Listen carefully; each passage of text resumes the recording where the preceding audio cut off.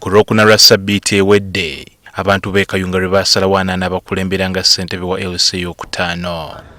Kyokka ekiro ekyakeesa Olwokuna kyali kyakaasa mmeeme bannabyabufuzi abawerako ne bannamawulire bwe baakwatibwa. Abavuganya nabo baavaayo ne bategeeza ng'akalulu kano bwe kaalimu ebirumira. Waliwo ne polling stations nnyingi nnyo ng'abalonzi basse obululu obwabaddewo nga businga abalonzi obungi. Embeera eno oboolyawo yeereetedde bannaddiini abeegattira mu kibiina Interreligious Council of Uganda okwennyamira nga bagamba nti enkola ng'eno teyandizzemu kulabwako naddala mu kaseera kano ng'eggwanga lyakava mu kulonda kwa bonna. N'olwekyo twagala okukubiriza buli gwe kikwatako yenna okulaba nga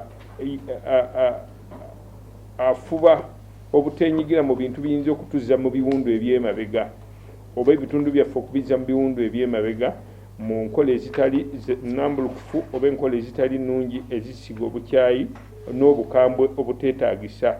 Ebikolwa bino eby'obukambwe ebigenze nga byeyongera nga biddiŋŋana biremesa eggwanga lyaffe n'abantu baffe okugenda mu maaso. Bagamba nti obunkenke nga buno buleetawo okwebuuza obanga enfuga etambulira ku mateeka ne demokulasiya yabukala mu ggwanga.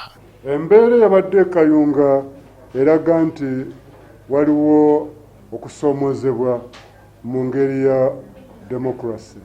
N'olwekyo tusaba buli muntu nga bwe tuyingira omwaka abe ng'atunuulira okulaba biki bye tunaakola ebinaleeta demokulasi mu bantu baffe.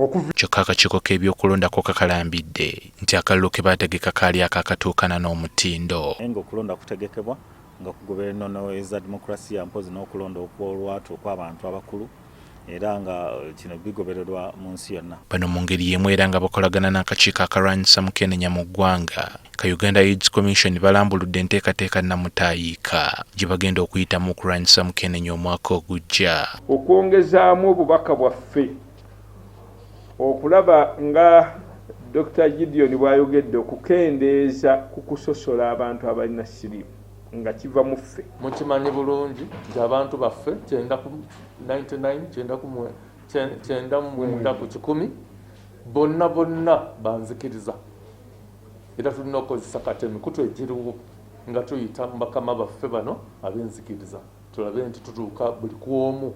Gye buvuddeko bannaddiini bakkanya okukwatagana ne Uganda AIDS Commission okubunya enjiri y'okwetangira mukenenya gugenda okutuuka omwaka gwa 2030 nga mukenenya afumwa bufumwa. John Cliff Wamala, NTV ya Kawungezi.